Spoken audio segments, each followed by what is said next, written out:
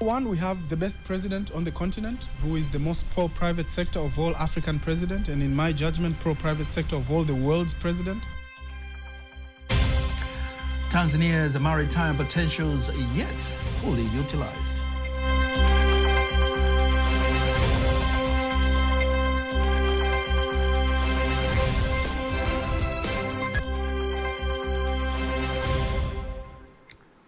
Good evening. Thank you very much for joining us. My name is Nasa Kingu. Just a reminder, you can also follow us live via our YouTube channel, TBC Online, and also get all the latest news through our Instagram, Facebook, and X pages at TBC Online. We start here in Dar es Salaam, where right government leadership and institutional reforms, geographical position of the country, coupled with conducive business climate and skilled labor force have been mentioned to be the key driving force to make any investor opt Tanzania for large-scale investments. Speaking with the TBC News in Dar es Salaam, the Tanzania Investment Center TAC Executive Director Gilead Terry says Tanzania continues to strive to make a country's investment environment the most convenient for investors.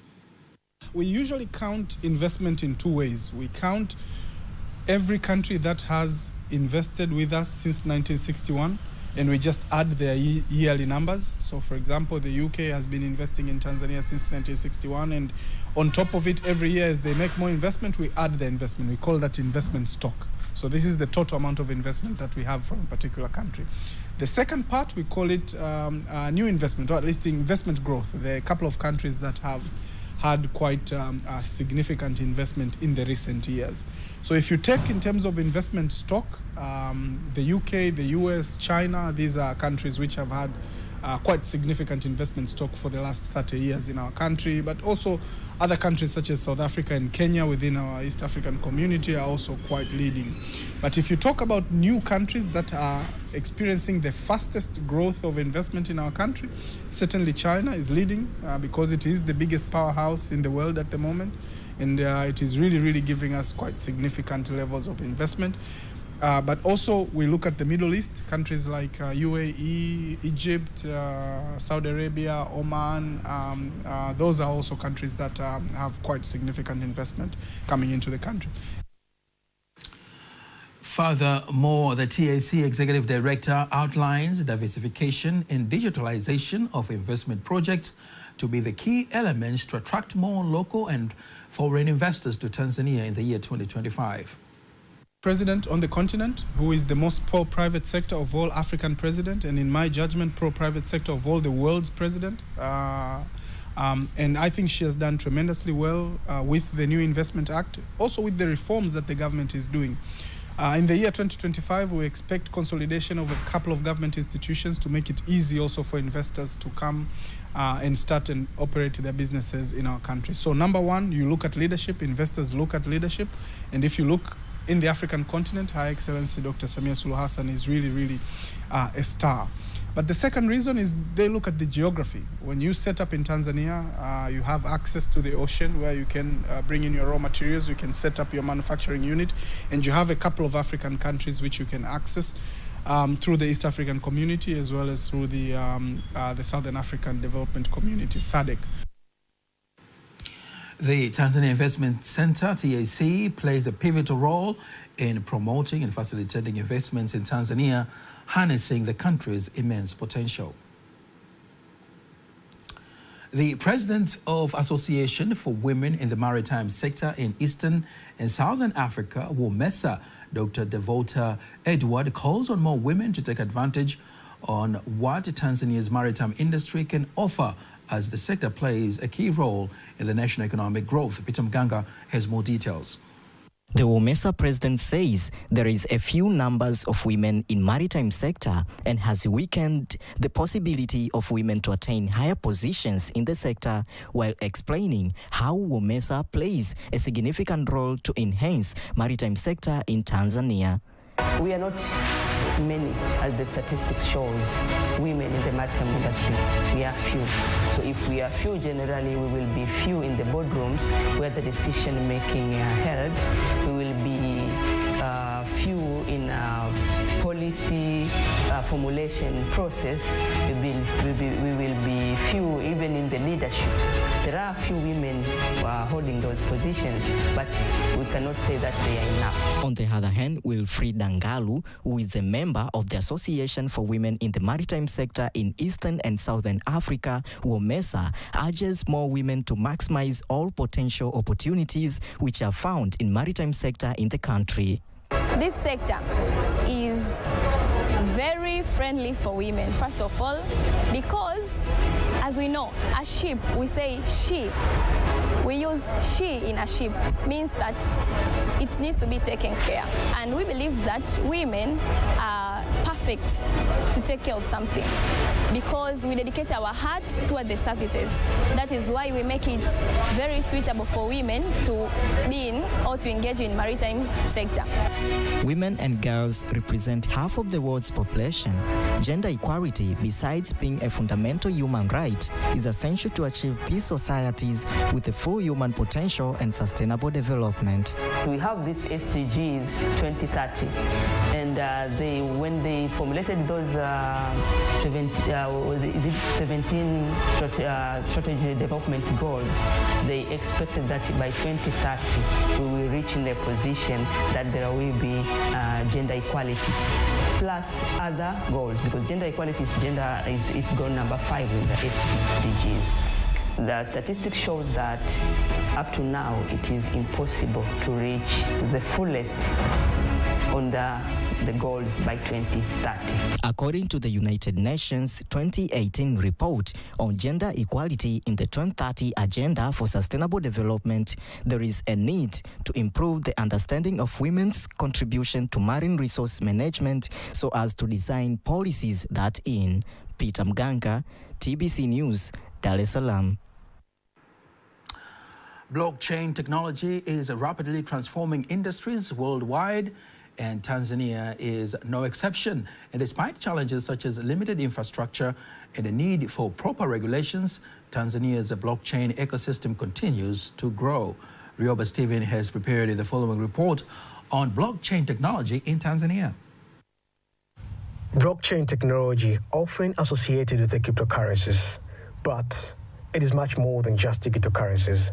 In Tanzania, it is being explored as a tool to address challenges in agriculture, healthcare, land extraction, and finance. Experts believe this technology could significantly boost transparency, efficiency, and security in critical sectors.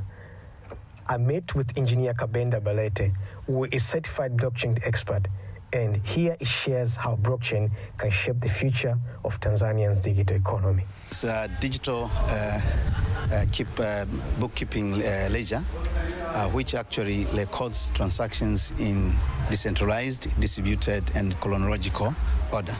That means wherever there is transactions or there is activity where it needs the input and output, then you can use the blockchain technology. But the difference between blockchain and other systems is decentralization. That means no single point of failure. A single person cannot control the ledger.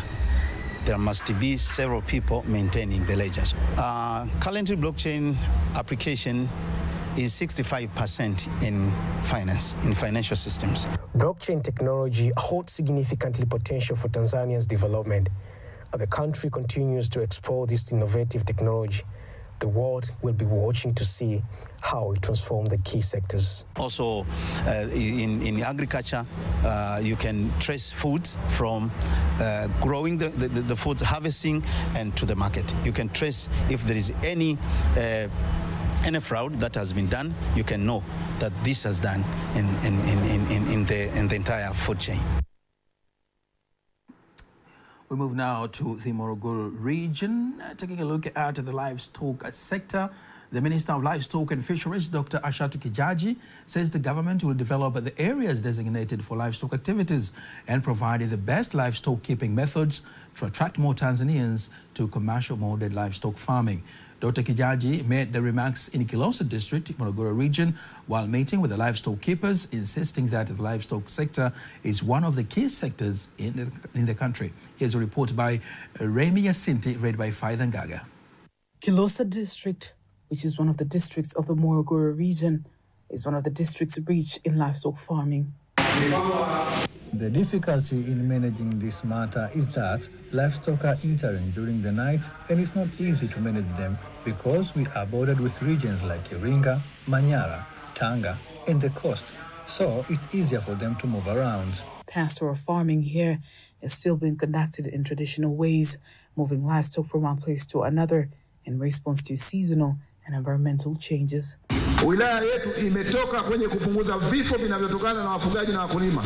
This district has been able to reduce death of breeders and farmers, and for the year 2023-2024, we have succeeded in eliminating death due to conflicts of breeders and farmers. The improvements in livestock keeping will help you all to explore the international markets.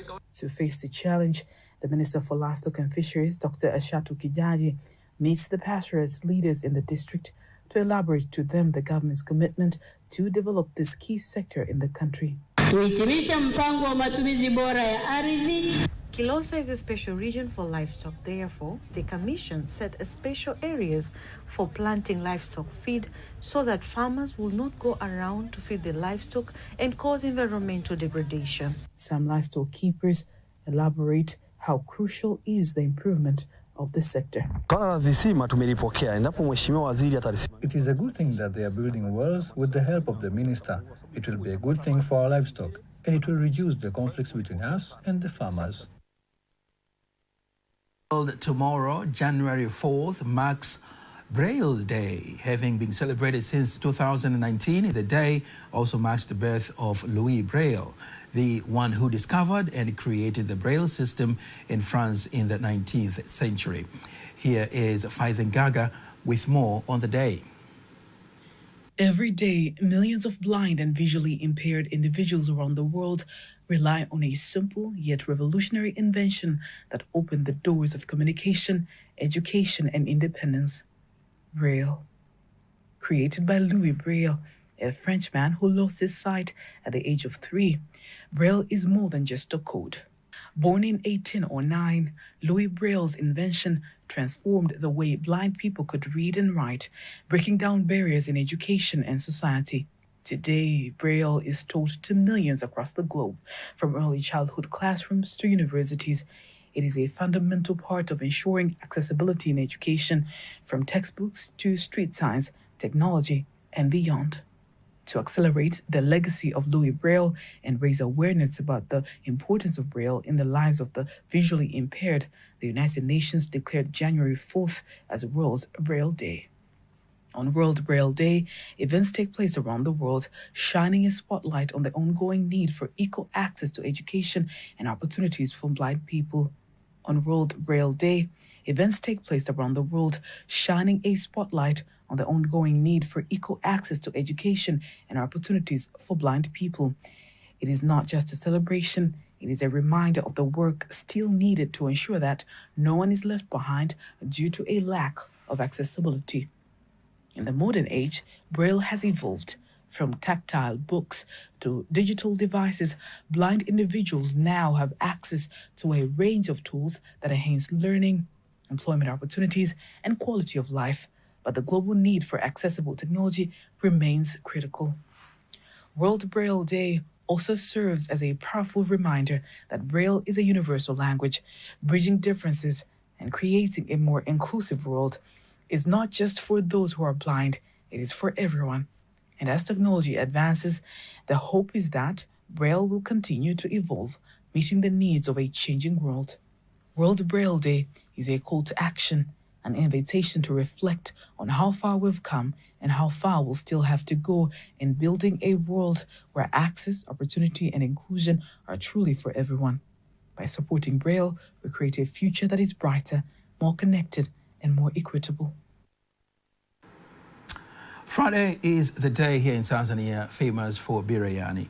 Originated from India with a variety of 26 various recipes of biryani around the world, and the varieties of this delicacy are found almost in every area. India being one of the most famous places for the dish, it is believed that Mughals and Arab traders brought biryani to India, while some believe it originated from Iran. Here is my colleague Kanki Mwaigumole exploring the dish here in Tanzania. The 5 types of rice used in making biryani are Jira Samba, Basmati rice, Sona Masuri, Patna rice and Uli. Each of these carries a special significance in the making of this aromatic dish.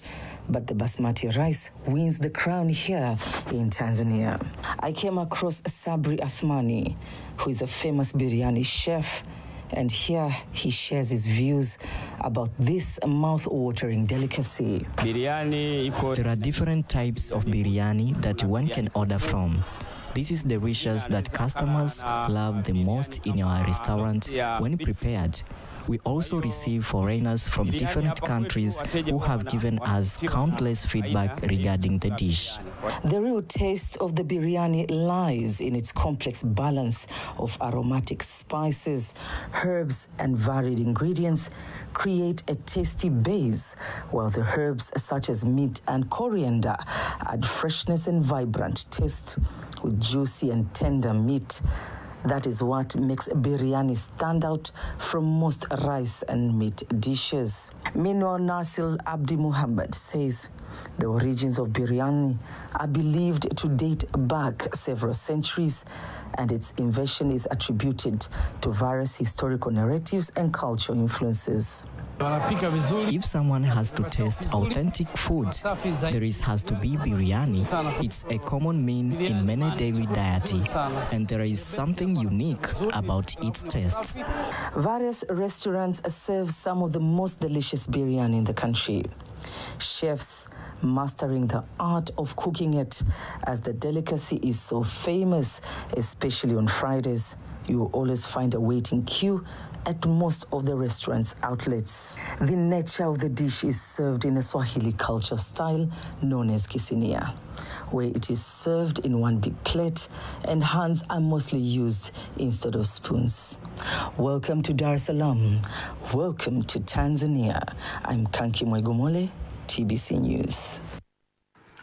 What a way to end the local news. In case you missed any one of our stories, remember you can always go to our YouTube channel at TBC Online and watch anytime, anywhere. Time now for the exchange rates updates according to the Bank of Tanzania BOT.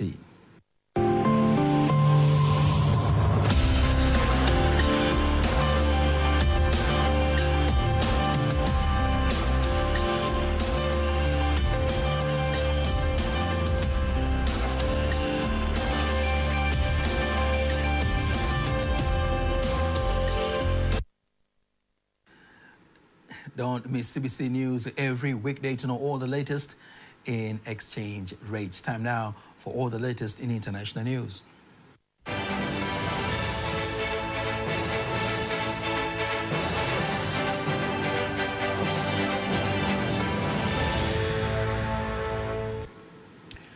And in international news, we start in Zimbabwe, where the government of Zimbabwe has outlined its key priorities for the year 2025, focusing on infrastructure development, poverty reduction, as well as improving the healthcare and education sectors. Here are more details. Government has outlined key achievements of the past year, highlighting significant strides made in economic growth and social development. Looking back at 2024, the Minister of Finance, Economic Development and Investment Promotion, Professor Mthuli Ncube, emphasized government success in stabilizing the economy through prudent fiscal and monetary policies. He further noted that focus is now on economic growth and improving livelihoods. Well, we have several achievements. The first one was just to successfully introduce the ZiG, the Zimbabwe gold domestic currency. It's never easy to move away from one currency and introduce another, and it is accepted. So that the acceptance of the ZiG is a major triumph for us. Looking at the industrial sector, companies have continued to invest in the sector. This is commendable. The same applies to the mining sector, again, where we have seen progress in investment in that sector. Of course, lithium prices and other prices have been soft, but companies have shown a lot of resilience. The key to price stability is a steady and stable fiscal environment where we are not living beyond our means. We're able to, practice fiscal discipline, and we've been very good at this in the last few years. So we'll continue with that strong fiscal discipline track. Shifting to infrastructure development, Professor Ncube says government has adopted a two-tier model, which is expected to modernize the country. When it comes to infrastructure, we adopted a two-tier model where we are investing in roads as government, upgrading our roads, including the national railways of Zimbabwe, but also allowing the private sector to come in on a public-private partnership basis to work on our roads, such as the Harare-Nyamapanda road, including the border post, or the Bite Bridge Bulawayo to Victoria Falls Road, under, again, a PPP program. So that program also continues.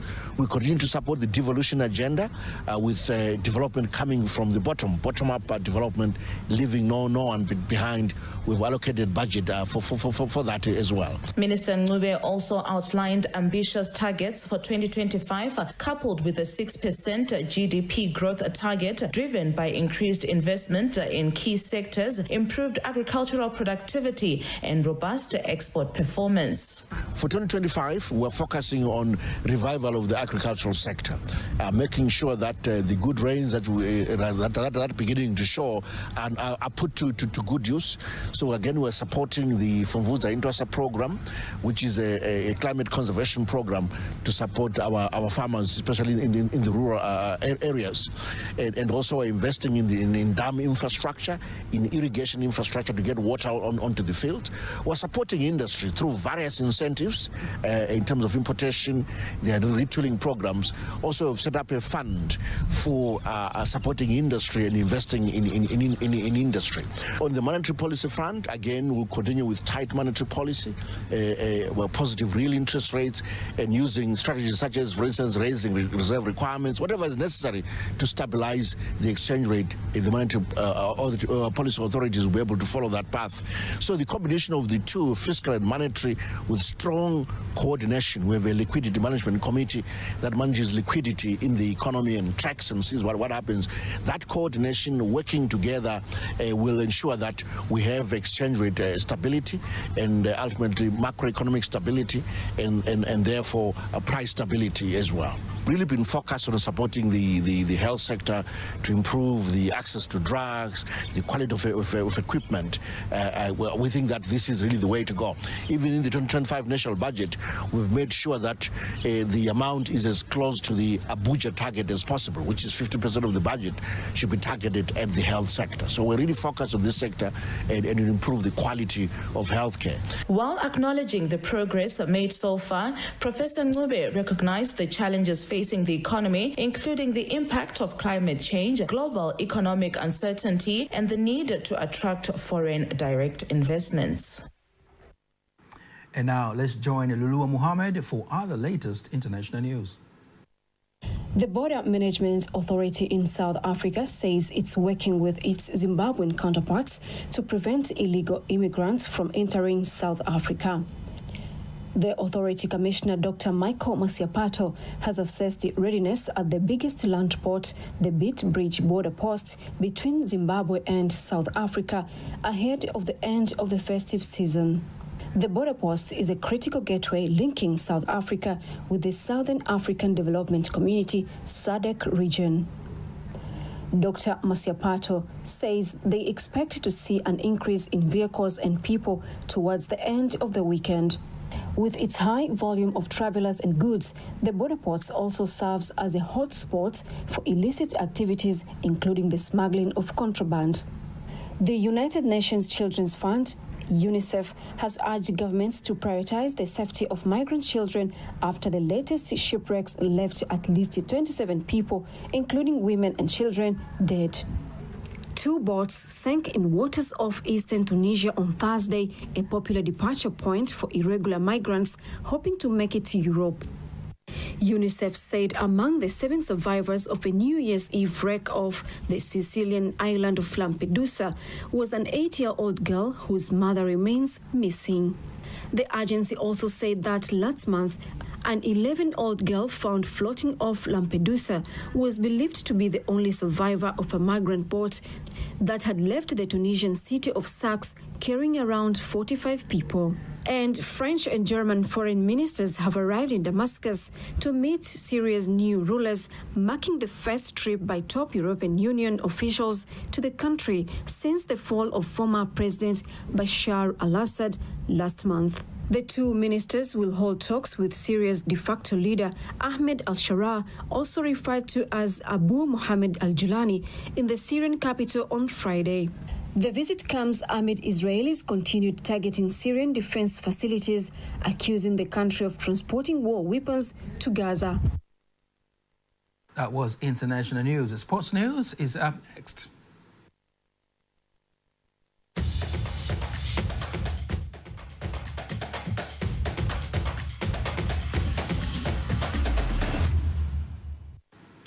And now let's take a look at the sports news. Young Africans head coach Sid Ramovic says only a win against TP Mazembe in CAF Champions League match will revive their hope to have a chance in the continental competition this season. Head coach Ramovic believes that his team has talented players and can turn around the team's results from previous matches in the CAF Champions League beginning tomorrow against TP Mazembe at Benjamin Mkapa Stadium. It's again a new day, a new game with different moments. So we have to be well prepared because we are facing a very tough opponent. But our main goal is we need to score to win the game. If we win 1-0, alhamdulillah. If we win 4-3, alhamdulillah. Allah knows the best, what is the best for us. Young Africans has 1 point in the Group A of CAF Champions League, and only a convincing victory can bring them back to the ongoing continental showpiece. Tanzania Cricket Association TCA Information Officer Atif Salim says Tanzania Cricket National Team is set for the ICC Men's T20 World Cup 2025. Salim believes that the players and leaders are eager to participate in the game's biggest competition this year, and they have started preparations for the competition. We've enhanced the technical bench by ensuring a physiotherapist is always available during the training and the travel.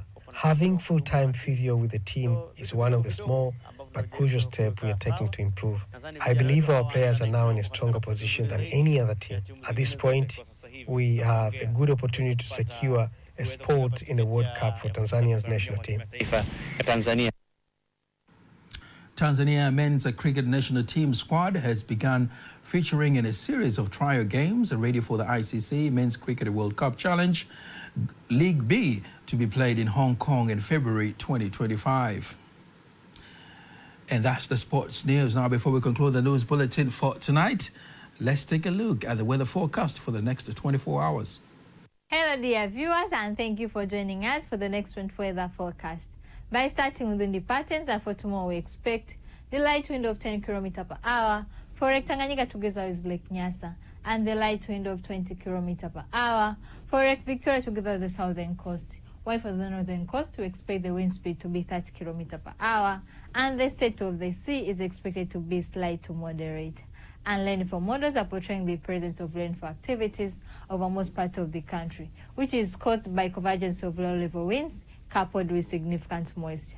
So for tonight, we expect Kagera, Geita, Mwanza, Shinyanga, western part of the country, southwestern Highland, southern part of Morogoro, together southern region, to feature the partly cloud condition, thunder showers over a few areas. While for the rest part of the country, are expected to feature the partly cloud conditions.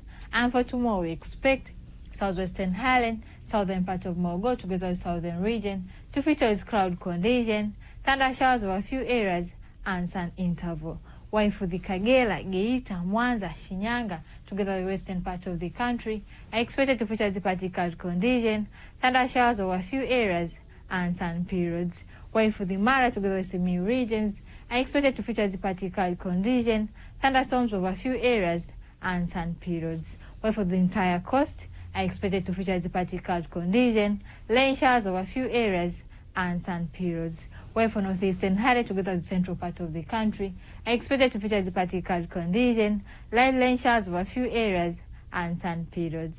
Let us see next 4 days forecast from different cities and regions. Dar es Salaam maximum temperature is 34 degrees. Dodoma light rain is expected and maximum temperature is 29 degrees. Mbeya thunder showers are expected and maximum temperature is 24 degrees. Mwanza sun period and thunder showers are expected and maximum temperature is 30 degrees. Kilimanjaro sun period is expected and maximum temperature is 32 degrees. Morogoro light rain and sun period are expected and maximum temperature is 33 degrees. Arusha sun period is expected and maximum temperature is 29 degrees. I'm Rebecca William from Tanzania Meteorological Authority. Thank you and have a good night. That marks the end of the news bulletin for tonight. Don't miss our next bulletin in case we're here at 11 p.m. On behalf of the whole team, I am Nasa King. Catch us again next week on Monday, same time, same place, right here on TBC 1.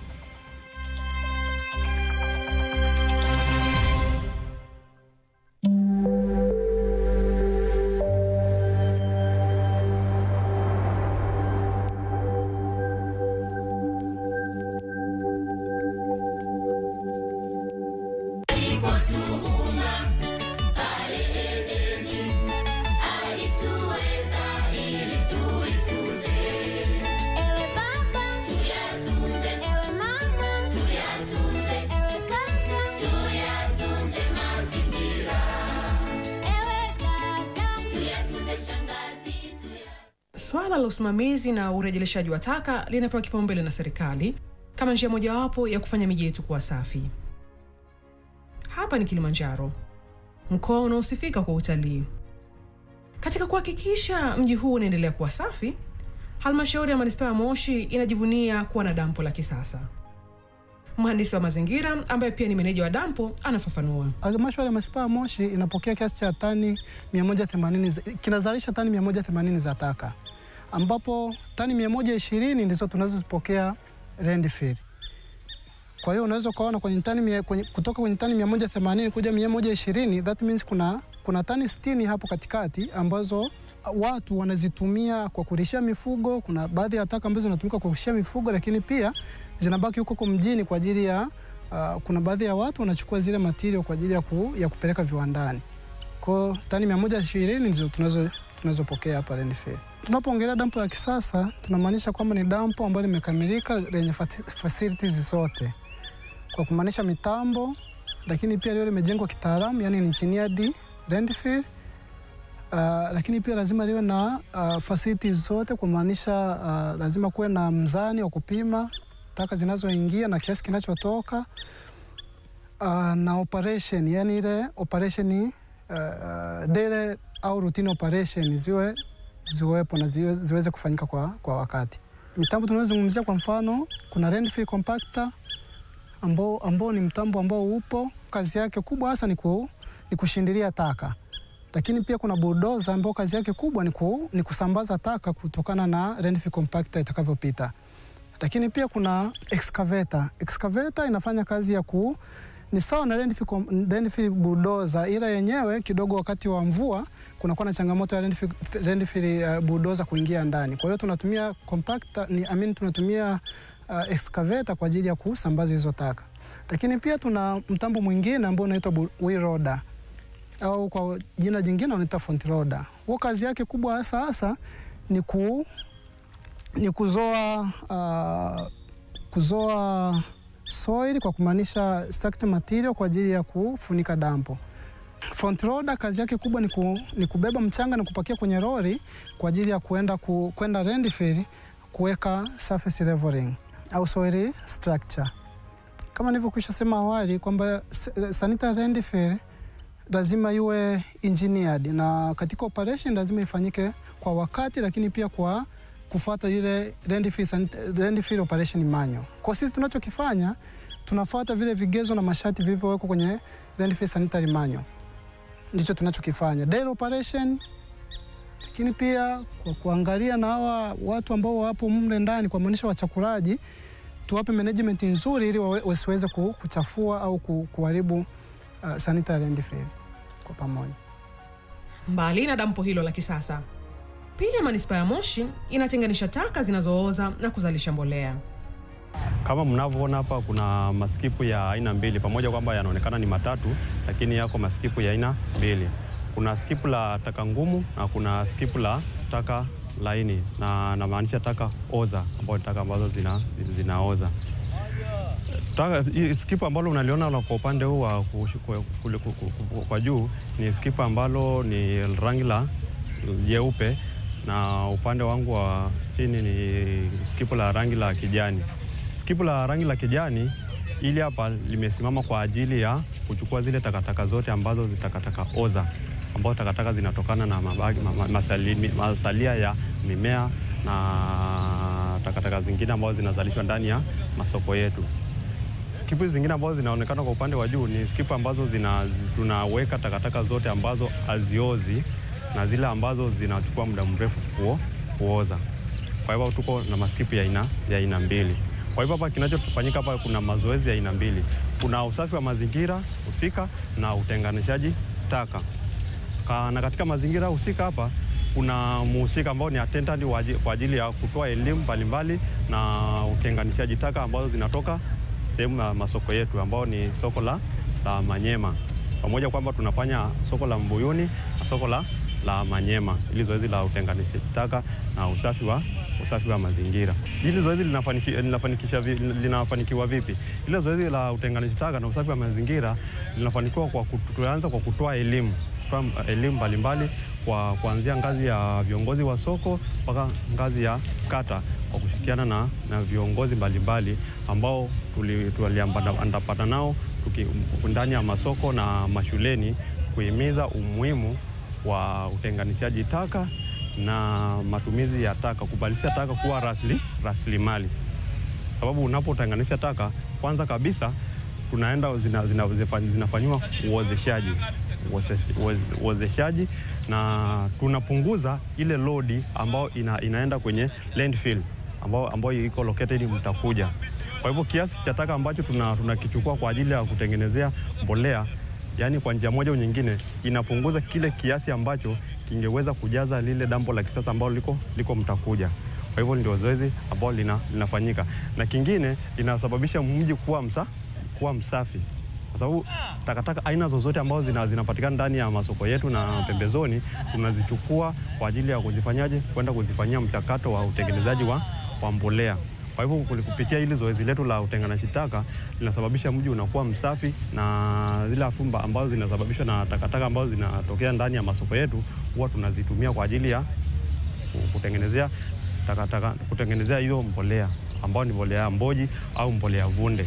Hili zoezi tunawahimiza kwamba ile takataka sio takataka, tunaita takataka, lakini sio takataka tena, inakuwa rasilimali. Kwa sababu huku inatoka kama takataka, lakini baada ya hapo inakutengenezwa kuwa rasilimali nyingine. Kwa hivyo ni kiasi kwamba tunahimiza jamii kwamba takataka wanazozalishwa zinaweza zikabadilishwa kuwa rasilimali ambazo zinaweza ikaenda tena kutumika kwa matumizi mengine ya kibinadamu, mashambani na mambo mengine kama hayo. Halmashauri ya Manispaa ya Moshi, ukilinganisha labda na mambo mengine tunayofanya, usafishaji wa mji na vitu vingine, tunachokifanya hapa, kwanza tunatenganisha taka. Hatujaanza majumbani, lakini kule kwenye maeneo yetu ya masokoni. Sasa ukiangalia soko la Manyema na Mbuyuni, ukifika pale kuna utenganishaji wa taka. Kwa hiyo taka ambazo zinaenda dampo ni tofauti na taka ambazo zinaenda kwenye kiwanda cha mbolea. Kwa tuna facilities mbili, kuamnisha waste treatment plant. Kwa hiyo taka zinazoenda dampo, kama ukizichanganya na taka za masokoni, kuamnisha mboga mboga na matunda, ule muozo wa taka za mboga mboga na matunda, kuamnisha organic waste, ndizo zinazopelekea methane gas kuzalishwa. Kwa hiyo sasa, ili kusababisha hiyo hali, hizo taka za mboga mboga na matunda sisi tunazichepua kutoka kule, tunazileta kutengeneza mbolea. Kwa hiyo tunakuwa tunaongeza thamani ya taka. Wazo hili tulikuwa nalo tokea mwaka 2018, likapelekea hadi kuanzisha landfill, lakini pia na kuanzisha kiwanda, ambapo tulianza kiwanda mwaka 2020 operation. Hasa wazo lilitoka wapi? Baada ya kujenga dampo tulipata mawazo. Kwanza sisi halmashauri ya manispaa ya Moshi tunashirikiana na Ujerumani. Kuna mji mmoja unaitwa mji dada wa Ujerumani, Tübingen. Kwa hao kuna mashirikiano mazuri sana, ambako kuna baadhi ya wanafunzi ambao huwa wanatoka hapo wanaenda kujifunza, lakini pia kuna kuwa na knowledge exchange kati ya wale wa Tübingen wanakuja kujifunza huko na sisi tunaenda kujifunza kule. Kwa baadhi ya wataalamu nao walienda kujifunza kule kuona ni jinsi gani wao wanavyoweza kuchakata taka kitaalamu zaidi. Na pia kuna wanafunzi ambao walikuwa wanakuja huku kujifunza namna gani ya kuendesha hizi zoezi zima la usafishaji wa mji na pia na utunzaji wa mazingira. Kwa hiyo wazo hasa lilitokea kule. Kwa baada ya hapo tukalifanyia kazi and then tukaanzisha kiwanda cha Mboji. Na hiki kiwanda actually ukiangalia kwenye matazamio yale ya nasema Millennium Goals, mojawapo ni kutunza mazingira, lakini pia na kufanya tunasema waste treatment. Ndo malengo hayo. Sasa kiwanda kilianzia wapi hasa? Kilianzia huko. Tukaja na wazo then tukalitekeleza. Kwa hiyo sasa pale ndipo tukaanza kuhamasisha wafanyabiashara hasa wa masoko yetu mawili Manyema na Mbuyuni ambao wanafanya hizo shughuli. Kwa sisi pale tunachokifanya tunatenganisha taka and then baada ya hapo zile taka zinaenda kwenye mnyororo, kama taka zisizooza zinatengwa kwenye sehemu zake, kwenye maguba yake, na taka zinazooza za maanisha organic waste au taka za matunda na mboga mboga tunaziweka kwenye maguba yake. Kwa guba likijaa Manyema na Mbuyuni zinakuja huku kwenye facility, kwa kumaanisha kiwanda moja kwa moja kwa ajili ya mchakato mzima. Kwa zikishafika hapa tunaziweka kwenye slab au kwenye sehemu hii mnavyoiona hapa, ambayo pale ndo tunaanza mnyororo mzima wa uchakataji wa mbolea. Tuna eneo, tunatenga eneo ambayo tunaita tipping point au tipping area. Ile eneo ni kwa ajili ya kumwaga taka. Kwa zikifika container 4 hadi 6 tunahamisha, zinaenda kwenye rundo dogo au hilo rundo tunaliita heap. Kwa ikishafika pale hapo sasa kwenye heap hapo ndo tunaanzia kufanyia kazi. Nini tunachokifanya? Tunasema hii ni natural biodegradation. Kwa hiyo tunachokifanya pale ni decomposition tu, tunawafanyia mazingira wale microbes au wale wadudu waweze kumeng'enya hizo taka. Wanahitaji nini? Wanahitaji oxygen, lakini pia wanahitaji kiwango fulani cha unyevunyevu au moisture content kati ya asilimia 30 hadi 40. Lakini pia wanahitaji joto, kwa maana temperature kati ya nyuzi joto 30 hadi 65. Kwa hiyo tunatengeneza tu hayo mazingira. Kwa kila siku asubuhi lazima tupime joto, kuangalia joto je limezidi au limepungua. Lakini pia tunapima kiwango cha moisture content, kuangalia je kipo vipi. Ila pia tuna protocol yetu ambayo tunakuwa tunaiangalia sisi. Protocol ambayo tumeipanga kwa ajili ya kufanya monitoring. Kwa mfano, kuanzia wiki ya kwanza hadi ya pili tunakuwa tunageuza mara 5 kwa wiki. Lengo hasa kubwa ni kuweza kusupply oxygen ili iweze kuingia na wale wadudu waweze kumeng'enya vizuri. Kwa wiki ya 3 tunakuwa tunageuza mara 4, wiki ya 4 tunageuza mara 3, wiki ya 5 tunakuwa tunageuza mara 2. Ila ikifika kuanzia wiki ya 8 tunageuza mara 1. Kwa sababu gani? Kwa sababu wale wadudu wanakuwa wameshameng'enya vya kutosha na tayari inakuwa imeshatengenezeka mbolea ambayo ni halisi.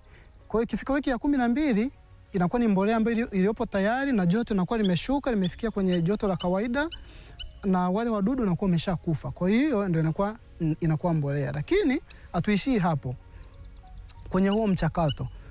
Ikifika wiki ya 8 lazima tupime tunapima viinilishe. Tunasema zile NPK na virutubisho vilivyomo. Kwa hiyo tunaipeleka maabara kwa ajili ya kuipima, kuangalia je nini kilichopo ambacho hakistahili kuongezeka au vipi.